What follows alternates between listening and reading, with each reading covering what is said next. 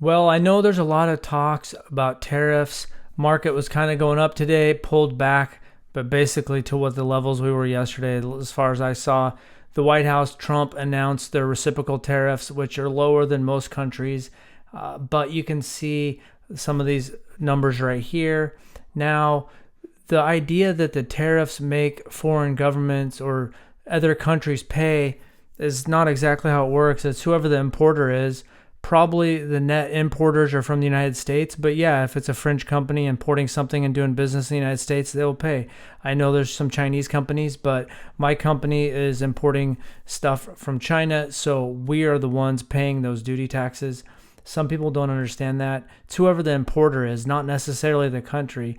Now, that could shift manufacturing around. There's deeper conversations to have there, but I just want to crunch some of the numbers here because also, right here, you can see that there's $2.43 trillion in income tax that the government took in the fiscal year of 2024. And there's only $80 billion in duty taxes. And that's another thing about the External Revenue Service that people are making a big deal about. The Border Patrol, Customs and Border Patrol already take in the import tax. I mean, I've been importing stuff from China for 12 13 years, and we've been paying duty taxes on that every year, import taxes, and they went up a lot in Trump's first term, and we're still able to make it work.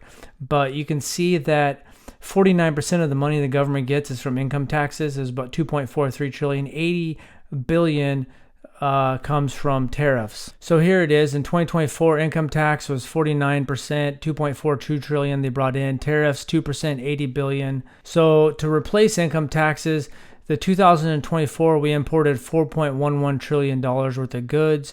The U.S. would need to have tariffs 50%, 7% all across the board, and that would generate the 2.43 trillion if you were going to completely replace income taxes. Now, they're going to do some tax cuts. They're not going to, get rid of the IRS, or they might rebrand it, but income taxes are still going to be a thing. Maybe eventually they get rid of them, but it'd be too big of a shift right now.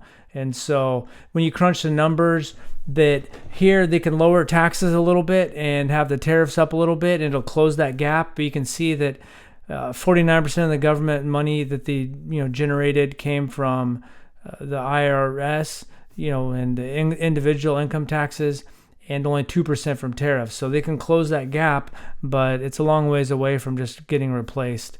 You can see in the fiscal year, which started in October, they're already $1.1 trillion that they've borrowed in this fiscal year. Maybe Elon Musk and Doge is able to do something, but you can just go right here and you can go to the website and see what they're borrowing, what that looks like. It's looking like it could be a $2 trillion for this fiscal year.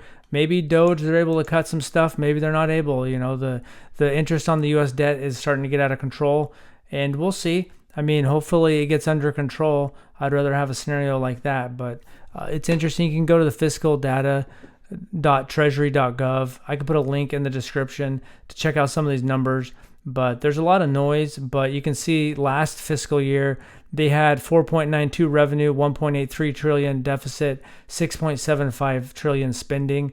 It all ties back to crypto and people looking eventually to have something like Bitcoin or Kaspa that they're looking to invest in.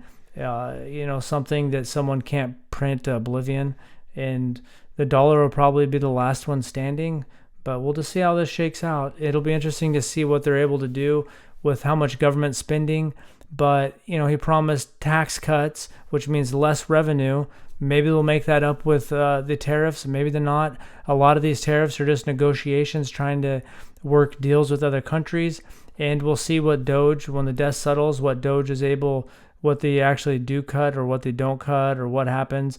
My guess is they're still probably going to end up printing some money. So I know the global M2 supply seems like it's on the rise, and usually Bitcoin and crypto lag behind. So we'll see if this month or next month we get a good leg up. We'll just have to wait and see. So thanks for watching and have a good day.